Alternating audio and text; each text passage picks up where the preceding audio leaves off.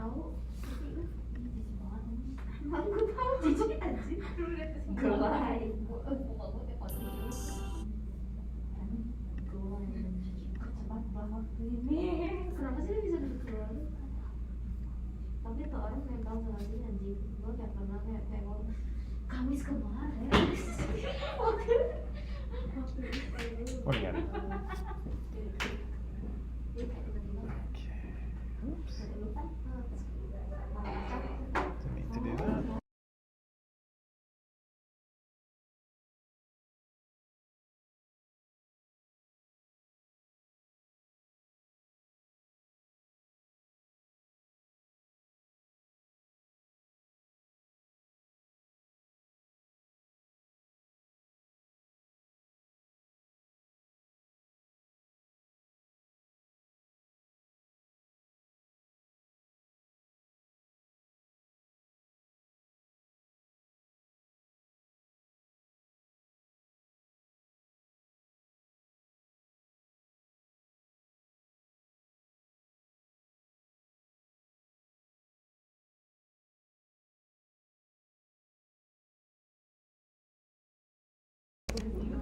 Good morning, everyone. Welcome to, what day is today?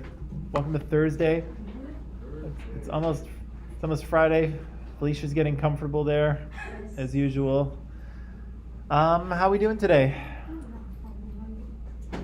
Okay? David, are you okay back there? Are you going to make it one more day? Are you going to make it one more day to the weekend? Or a day and a half? Abby, what's going on back there? Not much.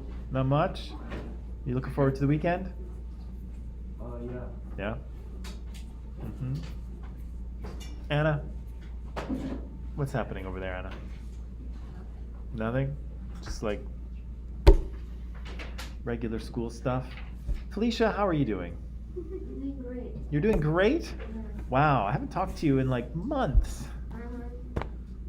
But she says as if it's a good thing. She's like, yeah. I haven't talked to you in months, Mike. It's been great. I hope to go many more months without talking to you. Oh, ouch. Okay, so let's start. So yesterday we were talking about the Cold War. I had you read these pages and you answered a few questions for me, and I just want to remember what you told me. Oh yeah, we said that Stalin died, boo-hoo, right? And once he died, this guy named Nikita Khrushchev took over, right? And when he took over, he got up in front of the Communist Party and he gave a big long speech, which was literally hours and hours and hours long. And in this speech, he had three kind of themes, right? He had three kind of ideas. What was the first idea? Felicia? Yes. What was the first idea? Oh. Come on, Felicia.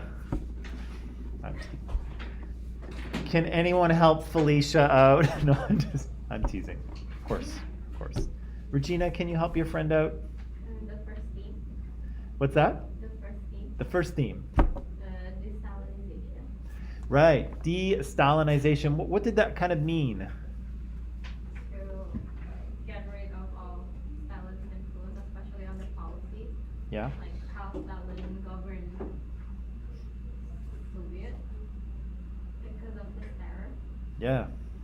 Yeah, he was awful, right? He was terrifying. He purged the party of anyone who looked at him the wrong way, right? And so Khrushchev gets up there and he says, you know what? We're not going to do things that way anymore. Stalin did great things for the Soviet Union, but we're not going to keep going down that path of terror, right? Nobody likes that. We're not going to do that anymore. But you guys who helped Stalin do all those bad things, don't worry. We're not going to go after you either. That's all in the past, right? So he kind of comforts everyone that, you know, we're not going to do what Stalin did. We don't want to do that, but we're also not going to punish the people who were involved in those things previously, right? So everybody gets to just let out a bit of a breath, right? Second theme. Anna, what's the second theme?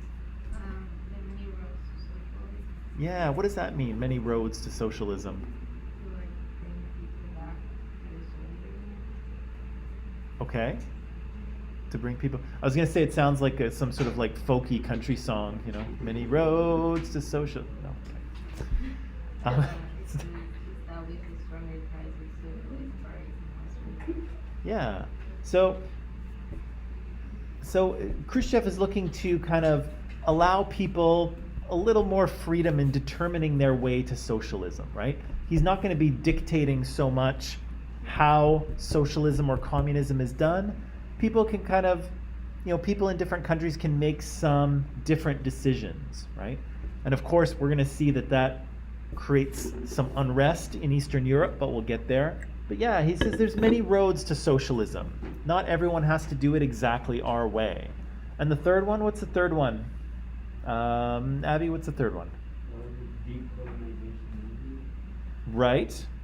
So there's lots of countries in kind of Asia and in Africa that are kind of becoming independent. And why is Khrushchev interested in that? Why does he care?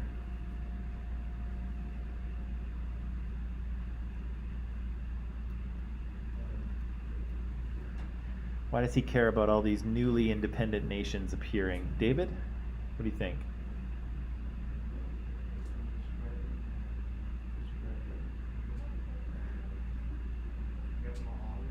Yeah, right? So obviously the Soviet Union wants to spread communism as far as it can. These newly independent nations are going to need support and investment.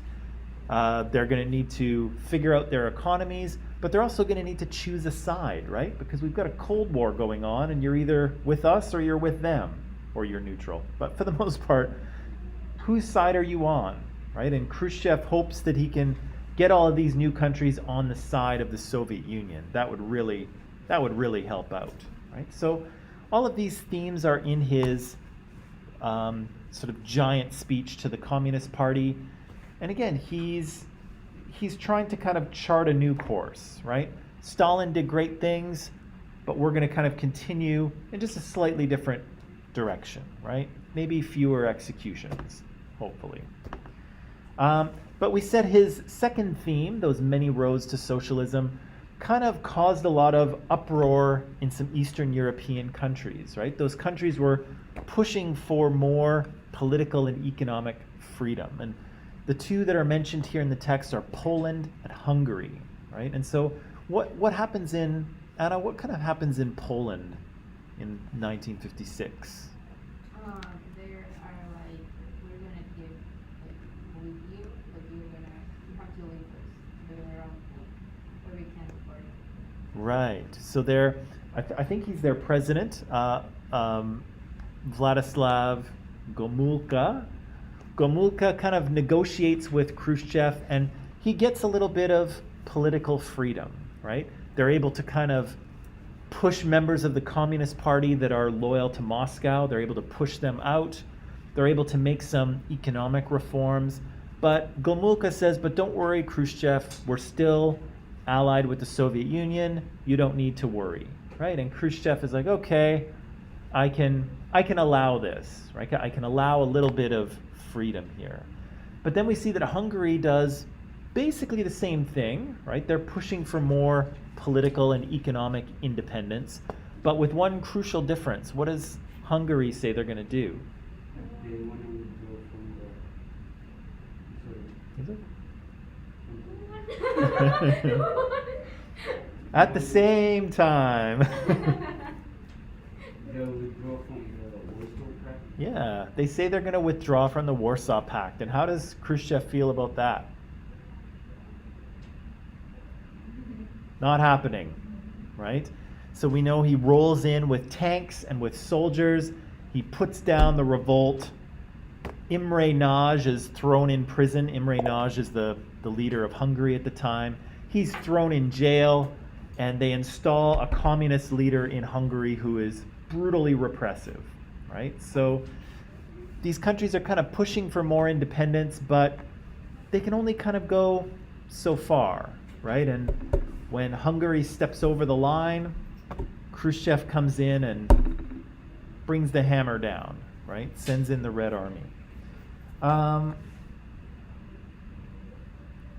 So this is a tough question. Well, I don't know if it's a tough question, but what did the resolution of the Hungarian Revolution reveal about the Soviet Union's relationship to Eastern Europe?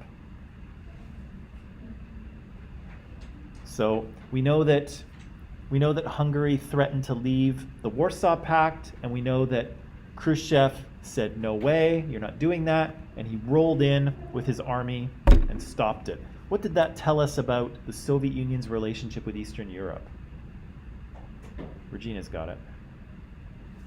Eastern Europe was the key to the military defense of the Soviet Union. Right. So the Soviet Union still saw Eastern Europe as important to their military defense, right? They really wanted that buffer zone. They didn't want to be right next to Western powers.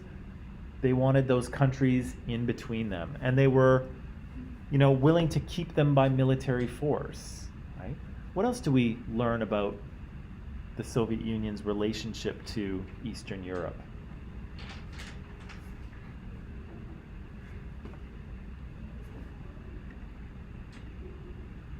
What else do we learn?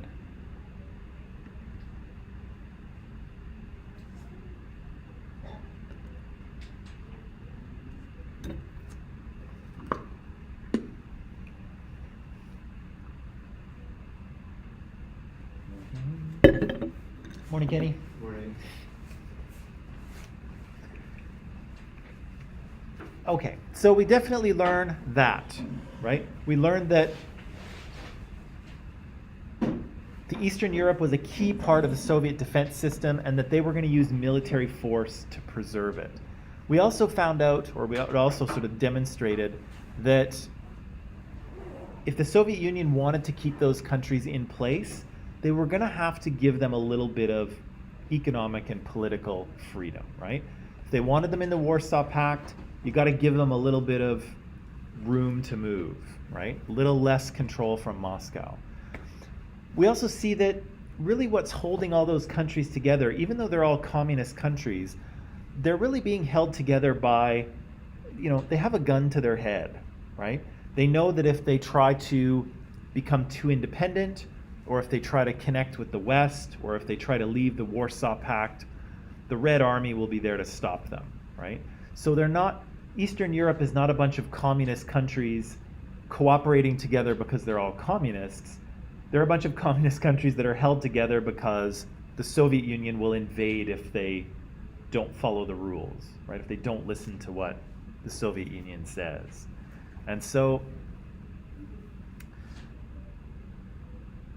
and we also see that nationalism remains a force in Eastern Europe, right? So we see that the Polish people still have a very strong identity as Poles, right? And maybe they're stuck with communism, and maybe they're attached to the Soviet Union for now, and maybe there's nothing they can do about that.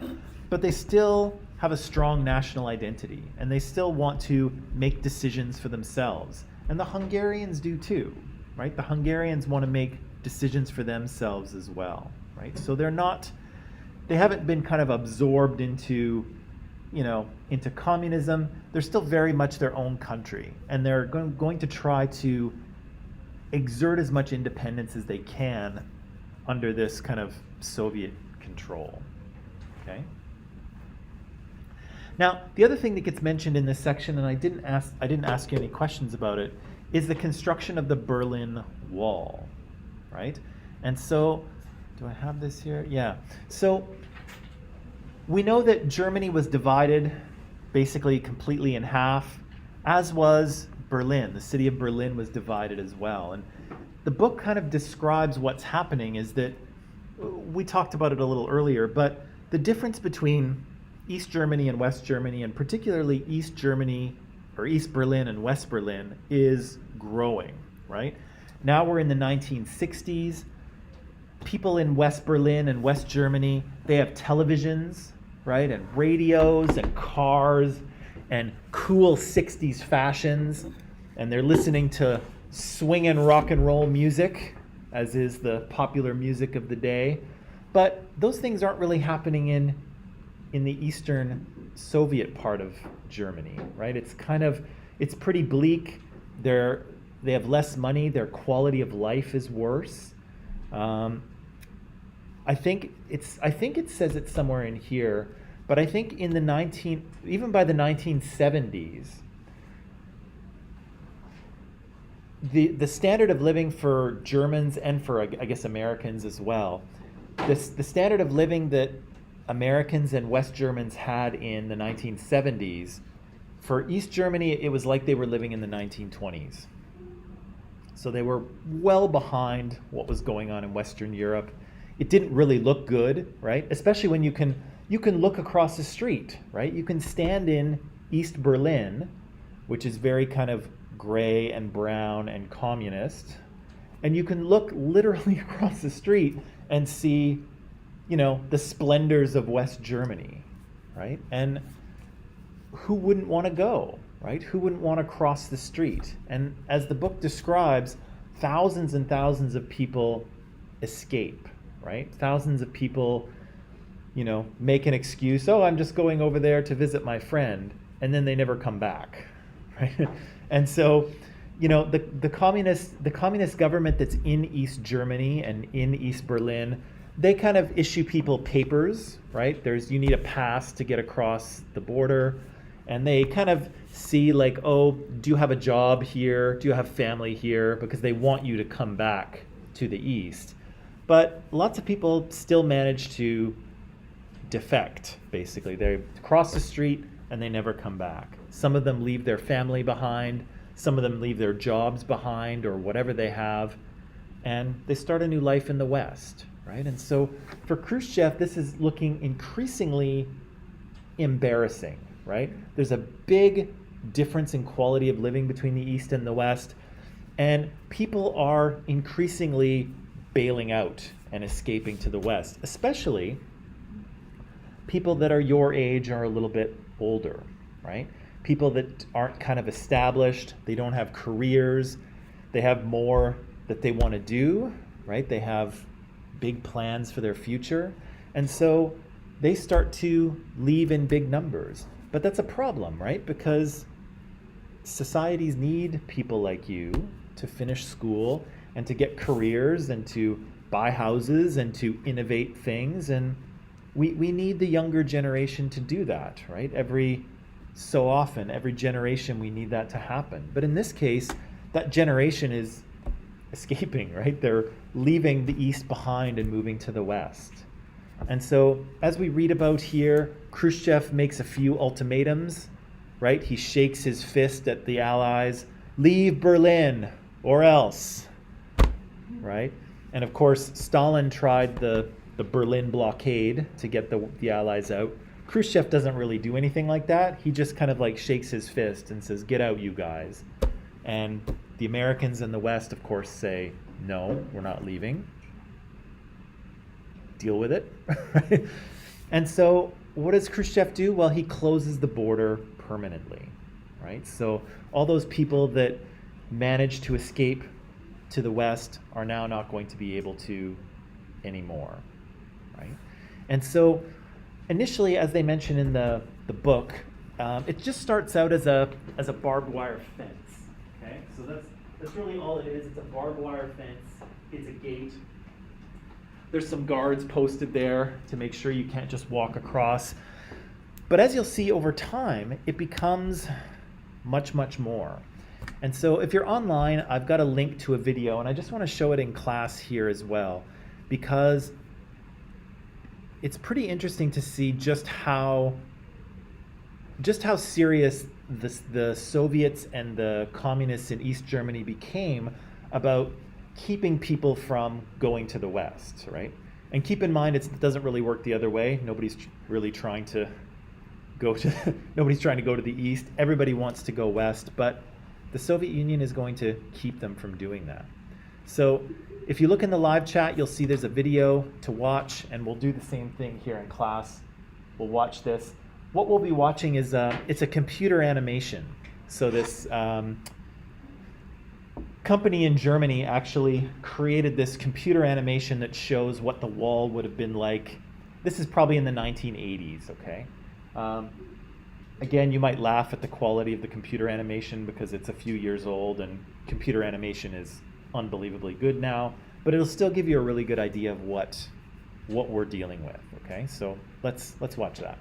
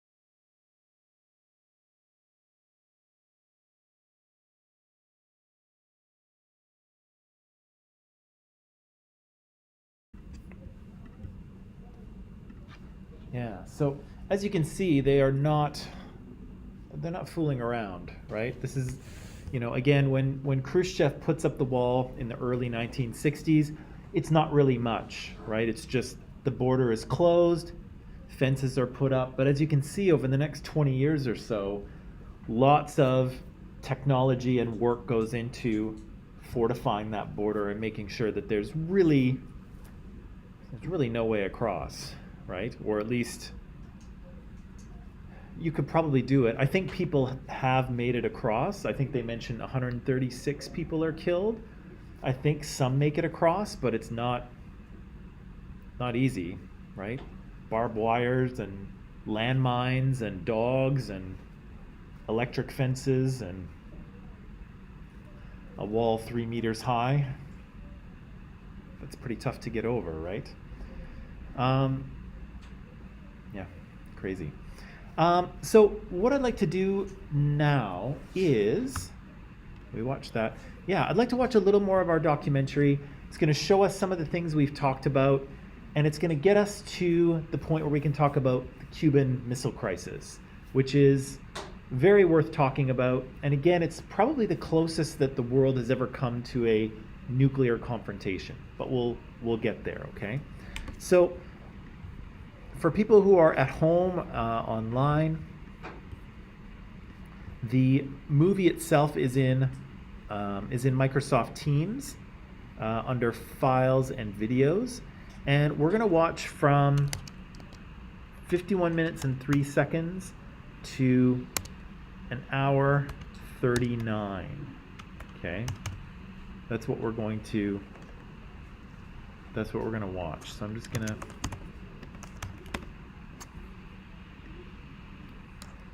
One hour, 39 minutes, and 45 seconds. Okay, so I'll put that there so you can reference it. Yeah, and we'll watch and see some of the things that we've seen. Okay, so online people, we'll see you in just a little bit. Okay.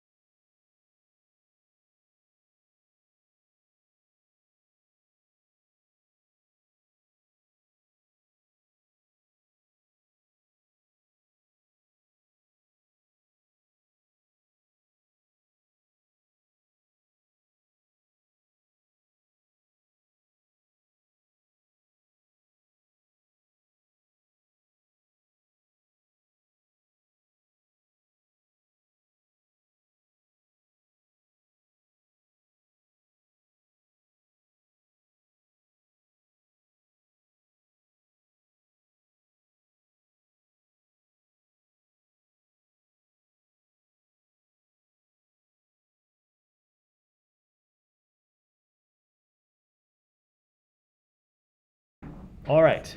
So we're halfway through, well, we're partway through here. We've seen some of the things that I mentioned to you before. We've seen Khrushchev coming to power. We've seen his 20th Party Congress speech, or we've seen some footage from it.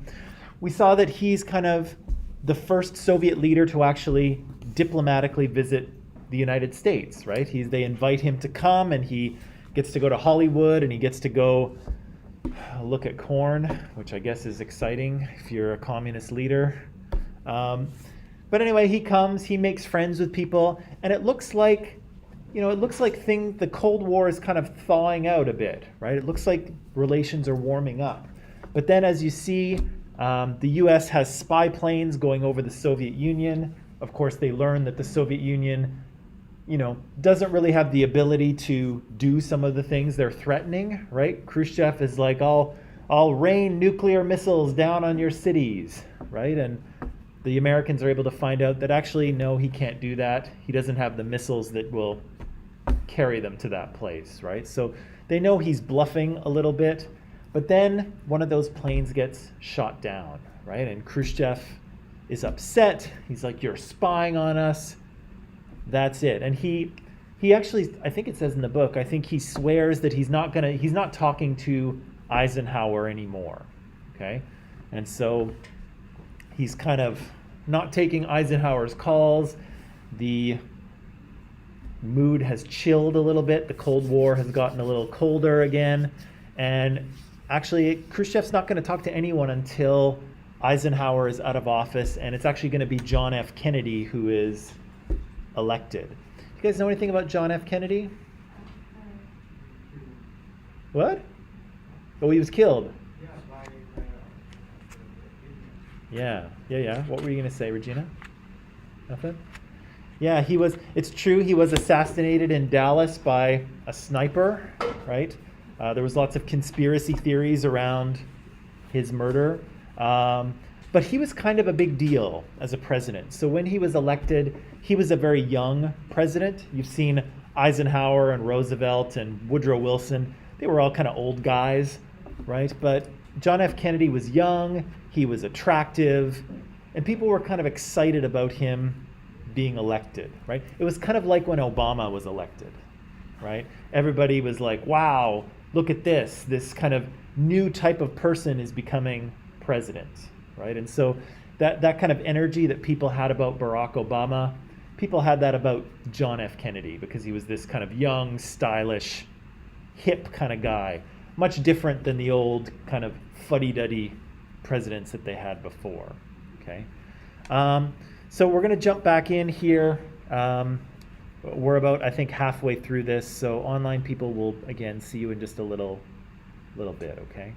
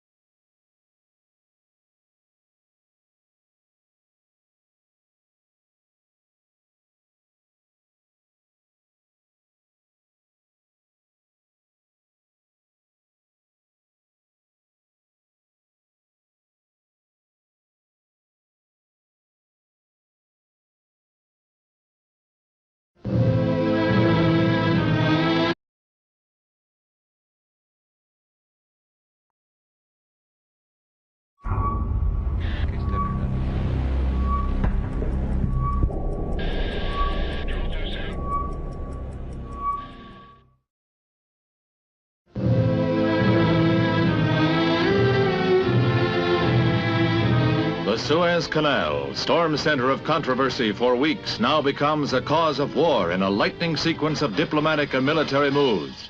Since its seizure and nationalization by President Nasser of Egypt, the vital waterway has precipitated a new crisis in the already tense Middle East. Crack French units are embarked at Marseille, bound for a joint staging area with Great Britain on Cyprus. In 1956, the Soviet Union wasn't the only country fighting to hold on to its satellites. While Russian tanks were crushing the Hungarian uprising, Britain and France invaded Egypt in a display of colonial arrogance and brutal desperation.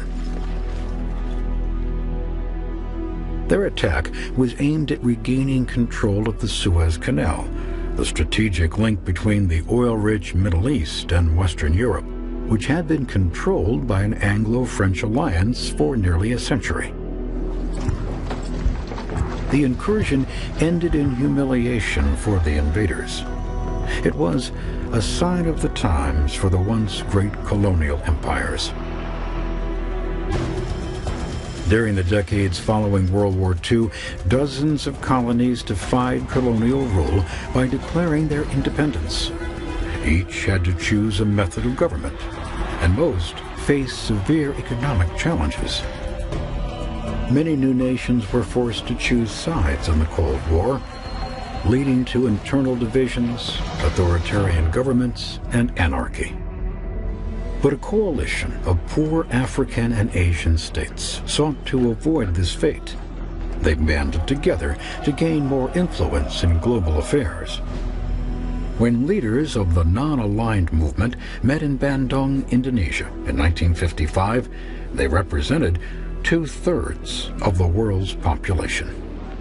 It is a new departure in the history of the world that leaders of Asian and African peoples can meet together in their own countries to discuss and deliberate upon matters of common concern. Egypt's president, Gamal Abdel Nasser, represented the rising tide of Arab nationalism in the Middle East. He described his form of government as moderate socialism, explaining it as socialism without capitalists, without imperialists, and without communists. But Nasser and other shrewd leaders played the two superpowers against each other to gain military and economic aid. American leaders suspected that many non-allied nations were under communist influence and tried to change their governments. In 1953, the Prime Minister of Iran, Mohammad Mossadegh, became the target of the U.S. Central Intelligence Agency's first regime change action. The CIA engineered a coup to get rid of Mossadegh, and then vested power in the Shah of Iran. The Shah became a staunch ally of the West. By the time U.S. President Richard Nixon visited Iran in 1972, most Iranians resented the Shah's repressive government and America's growing influence in the Middle East. But the success of the Iranian coup had been intoxicating and gave rise to many similar operations designed to eliminate potential threats and shape the politics of the Third World. They did not all meet with success, but none failed as catastrophically as American attempts at nation-building in Vietnam. Vietnam and its neighbors in Southeast Asia were colonized by the French in the 19th century. French Indochina, as it was known, was the crown jewel in France's vast empire until the beginning of World War II, when Japan invaded the region and seized control of Vietnam.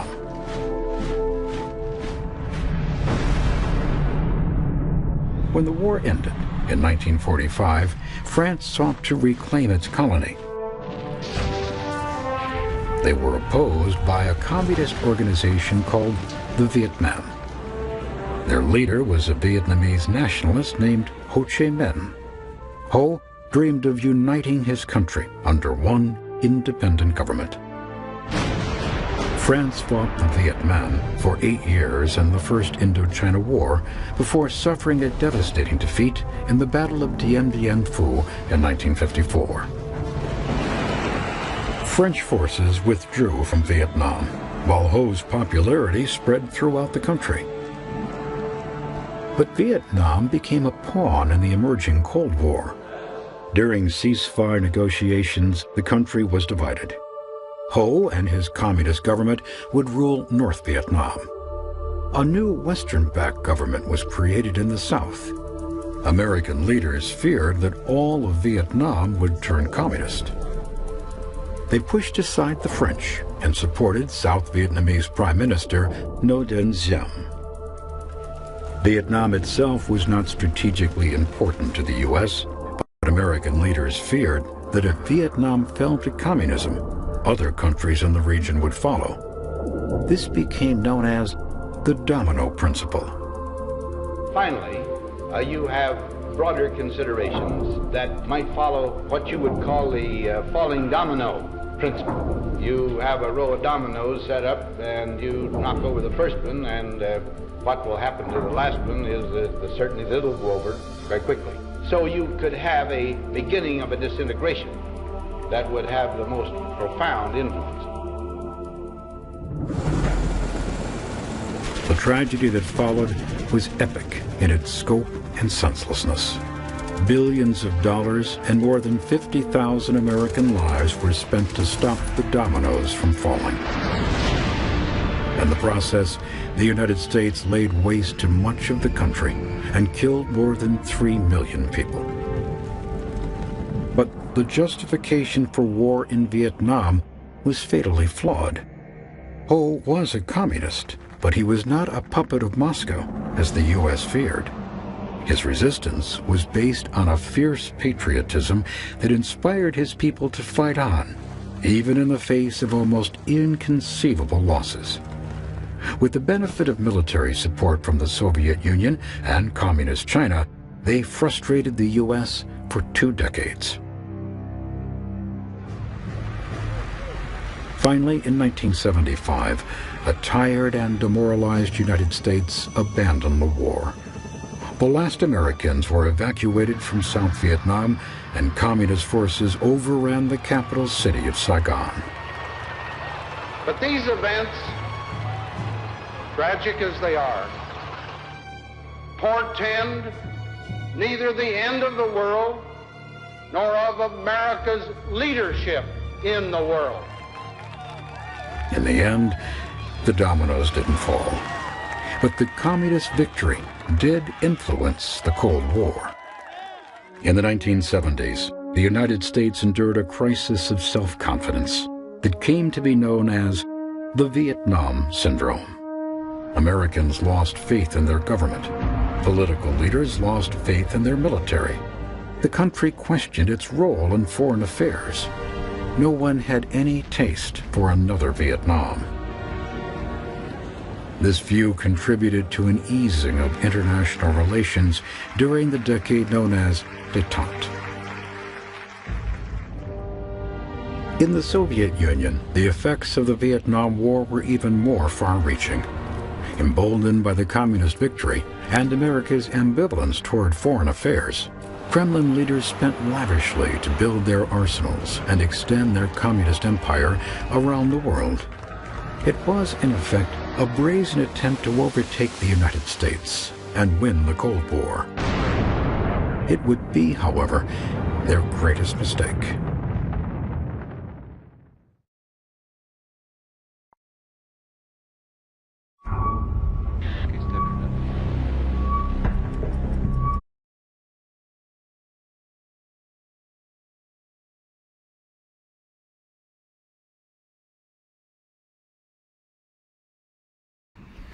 Yeah, so tomorrow we'll look at the Cuban Missile Crisis. We kind of, the way that this documentary is kind of structured. It kind of follows certain stories further than we are, right? So it's kind of jumped ahead with the story of Vietnam. We'll kind of talk a little bit about Vietnam a little bit later. But tomorrow is Cuban Missile Crisis. But until then, we're kind of out of time. Does anyone have any closing words for us? No? No sort of profound statements about the Cold War? No? Why is the U.S. getting business? Why are they what? Getting business? Why is the U.S. getting in everyone's business? Like it's annoying. It is annoying, isn't it? Yeah, if you want to be communist, let them be communist. Right. And so, yeah, we see that the U.S. is kind of involved in all kinds of countries around the world, either supplying them with arms, trying to keep them from being communists, or allowing them to fight the communists, or engineering a regime change, right? Getting one leader thrown out and getting another one put in, like they did in Iran. Yeah, why?